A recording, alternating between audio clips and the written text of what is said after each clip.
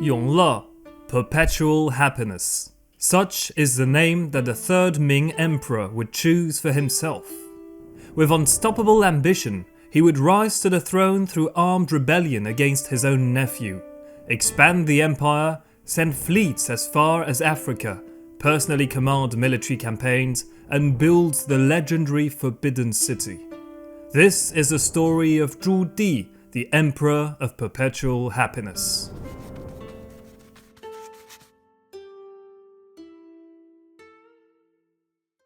(1360) China. The Mongol-led Yuan dynasty is losing control to a multitude of rebel movements. Among them, the Red Turban Rebellion will prevail. Its champion, the warlord Zhu Yuanzhang, has just had his fourth son. This infant, named Zhu Di, will one day rule over China by the mandate of heaven.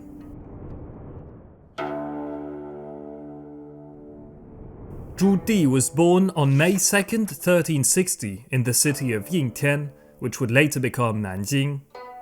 Officially born to Lady Ma, Zhu Yuanzhang's primary wife, he may have actually been the son of a Korean or Mongol concubine. The true details of his birth, like much of his life, would later be rewritten to justify his eventual seizing of the throne. But at that moment, China's future was anything but certain. Though leading the Red Turban Rebellion, Zhu Yuanzhang's military strength was still no match for the neighbouring rebel powers, let alone the Yuan dynasty. Yet, by the time young Zhu Di was 7 in 1368, his father had triumphed over his rivals and founded the state of Daming, the Great Ming dynasty, becoming the Yongle Emperor.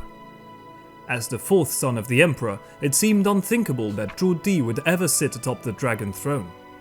The crown prince was his eldest brother, Zhu Biao, and should he die without an heir, two other older brothers, Zhu Shuang and Zhu Gang, were next in line.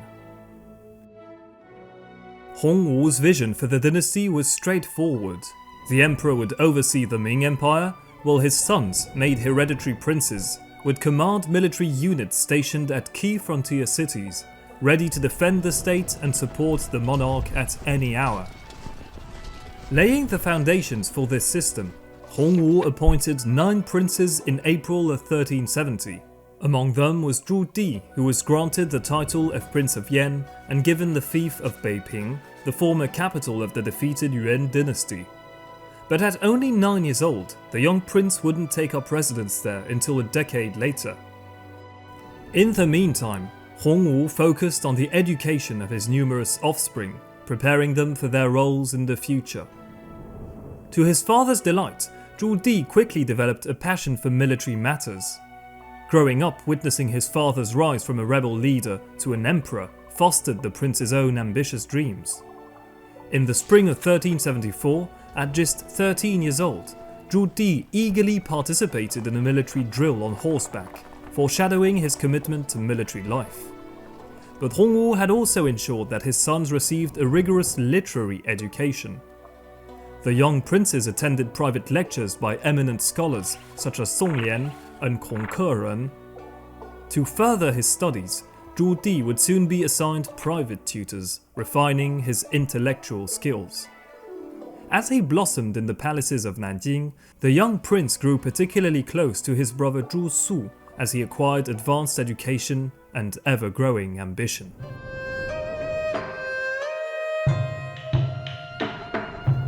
At the age of 15, Zhu Di was ready for marriage.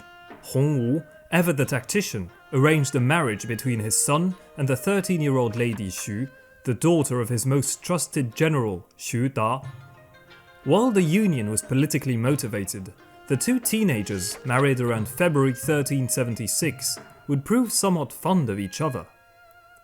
Hongwu also judged Zhu Di was old enough to begin military service.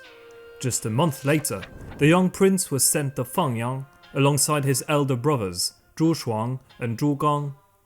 For 7 months, Zhu Di diligently immersed himself in the study of warfare and strategy, learning the uses of various weapons, the basics of troop drills, and the critical roles of cavalry and artillery. In 1378, after spending about a year back in Nanjing, Zhu Di returned to Fangyang for a second service. This time, he would stay for 2 years, sharpening his military skills, particularly in army management and logistics. The prince reportedly also found moments away from military duties, where he blended in with the local people as a commoner, discovering their daily toil. In the midst of this period, as he was 18 years old, Zhu Di and his wife welcomed their first son, Zhu Gaochi, in mid-August. Their second son, Zhu Gaoshu, would be born 2 years later, in December 1380. Both would later play a pivotal role in the Ming dynasty's future. By spring 1380, the nearly 20-year-old Zhu Di was ready to take on his full responsibilities as the Prince of Yan. He, alongside with his family and a few thousand guards, journeyed to Beiping, his assigned fief. Since its capture from the Yuan dynasty, the city's walls and gates had been significantly reinforced by eminent General Xu Da, Zhu Di's father-in-law, who warmly welcomed them. Beiping was nothing like the southern cities the prince had always known. As the former capital of the Mongol Empire for a century, the city retained strong Mongol influence in language, customs and traditions, with a significant Mongol minority still residing there. These surroundings would likely influence the future emperor's attitude on the so-called northern barbarians.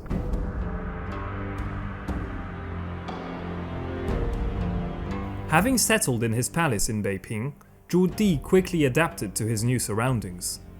With his strong military mindset, the Prince of Yan eagerly engaged in his duties, personally drilling his guard and closely examining the defense capabilities of his fief. The Yongle Emperor soon appointed him as an aide to Fu Youde, one of the Ming dynasty's most prominent field commanders. Under Fu's guidance, Zhu Di would soon directly discover real warfare. In 1381, he took part in a military expedition against the Mongol leader Nayur Bukha, gaining great experience from the campaign. After savouring his first taste of victory, Zhu Di bid farewell to his mentor, Fu Youde, who was called away to lead a major campaign to conquer the distant lands of Yunnan. Shortly after Zhu Di had resumed his princely duties, the imperial clan was rocked by tragic loss.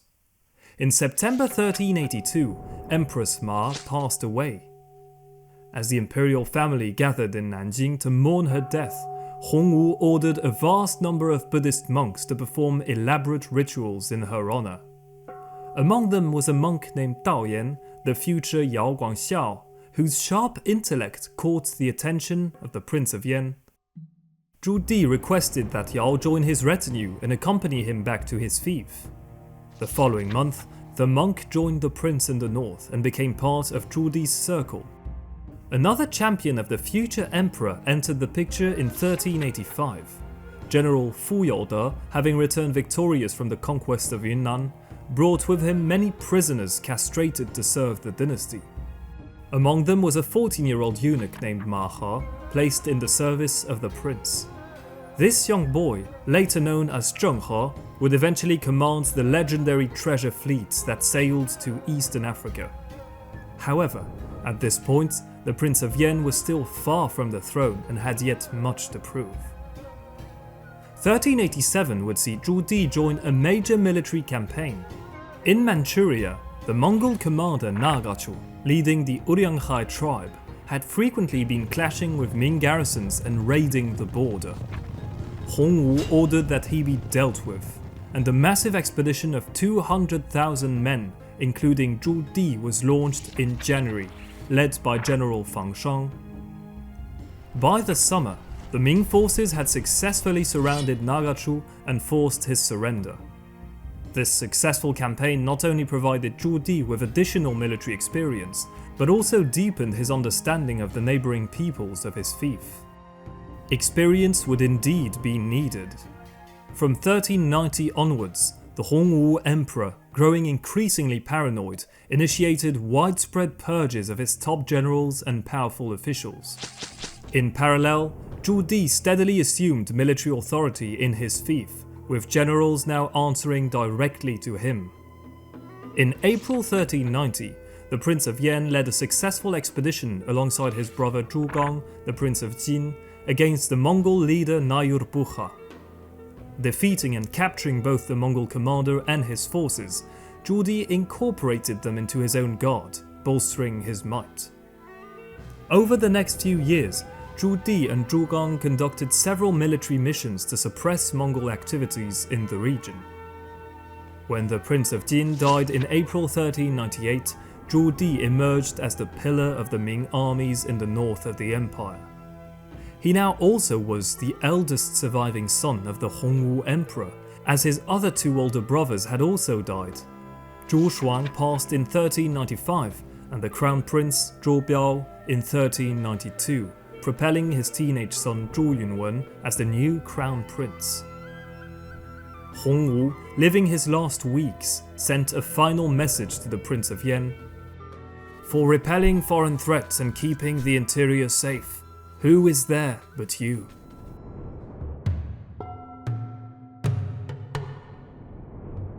June 1398. After 3 decades on the throne, the 69-year-old Yongle Emperor died. In his trail, his 20-year-old grandson Zhu Yunwen ascended the throne as the Jingnan Emperor. Unlike his formidable grandfather or his princely uncles like Zhu Di, Jingnan embraced a moralistic approach to governance. He would essentially rely on Neo-Confucian advisors, exemplified in the triumvirate of Qi Tai, Huang Zechang, and Fang Xiaoru. Alarmed by the military might of the princes, Qi Tai and Huang Zechang persuaded the emperor to strip them of their power in a policy known as Xue Fan. Within a year, diligently following his advisors, Jingnan had purged 5 of the princes, including Zhu Su, Zhu Di's closest brother. Harboring the strongest power of them all, the Prince of Yan sensed the imperial axe would strike him next. Preemptively, he had managed to secure the release of his 3 sons, held as hostages in Nanjing, back to his domain. In addition, Zhu Di had discreetly tied alliances with palace eunuchs in Nanjing, who became his spies within the imperial court. The tenuous peace would finally break in late July 1399, when 2 of Zhu Di's officials were arrested and executed on imperial orders. Heavy-hearted, Zhu Di realized he was about to pass a point of no return, but any more waiting and he would lose the power struggle. On the 5th of August, Zhu Di launched a full-scale rebellion under the banner Fangtian Jingnan, pacifying the troubles by order of heaven. He accused the Jingnan Emperor of being weak and manipulated by corrupt officials, specifically naming Qi Tai and Huang Zechang, and rose up under the pretense of chastising them to defend Hongwu's legacy.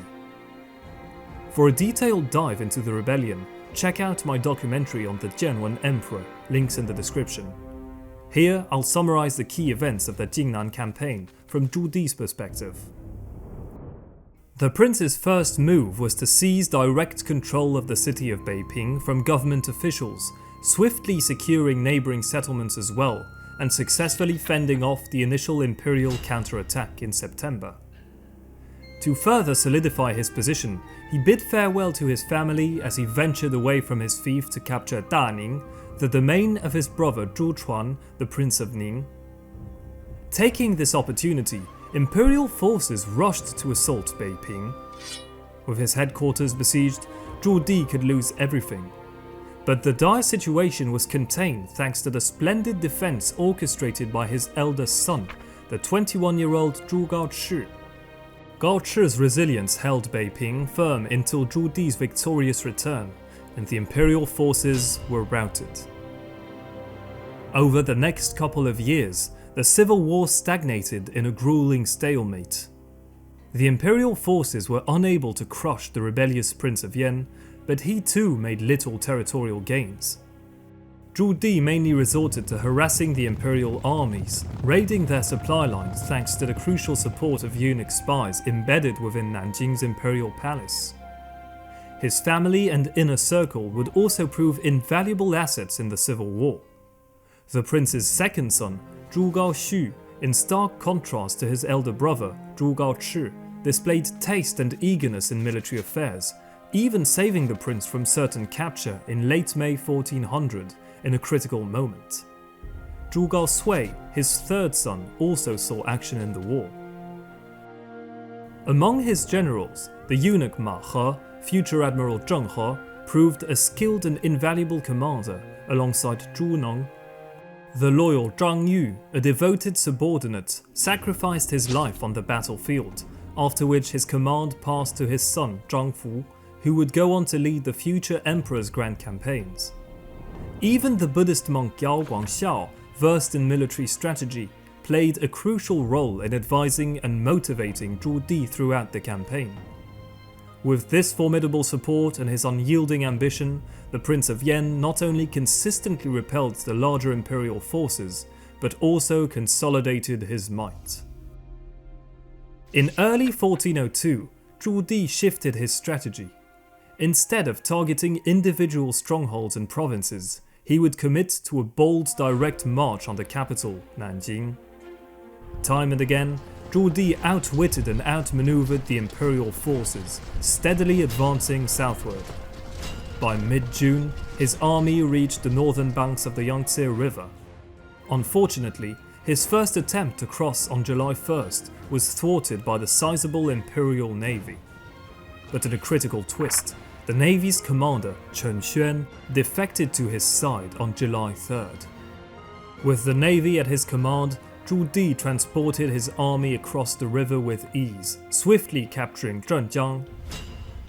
Over the next few days, the rebel forces resupplied and rested, their eyes firmly set on the target in the horizon, Nanjing.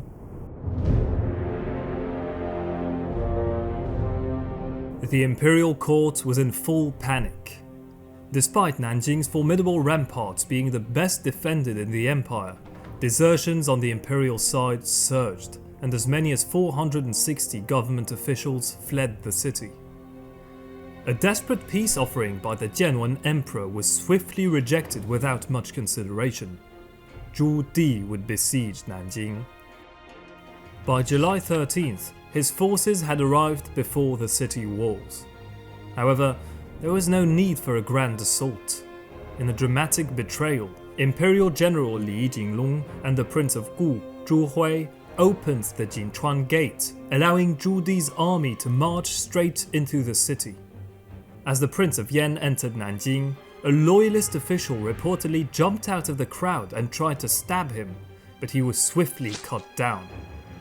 Chaos engulfed the Ming capital. During ensuing urban warfare, the imperial palace was set ablaze.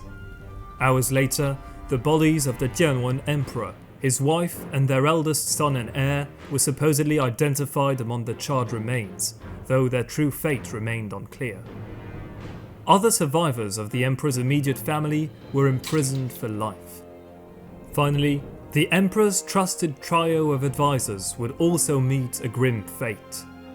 Legend has it that Qi Tai painted his horse black in an attempt to escape unnoticed, but he was eventually caught. Huang Zechang desperately tried to rally the imperial forces and continue the struggle, but he was crushed and apprehended.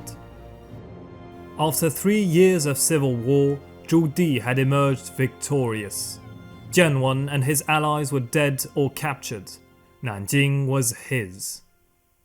4 days after the battle, on July 17th, the Prince of Yen paid homage at the Xiao Mausoleum, where his father, the Yongle Emperor, had been laid to rest. Shortly after this visit, Zhu Di, at the age of 42, formally ascended the throne, declaring his reign as the Yongle era, perpetual happiness.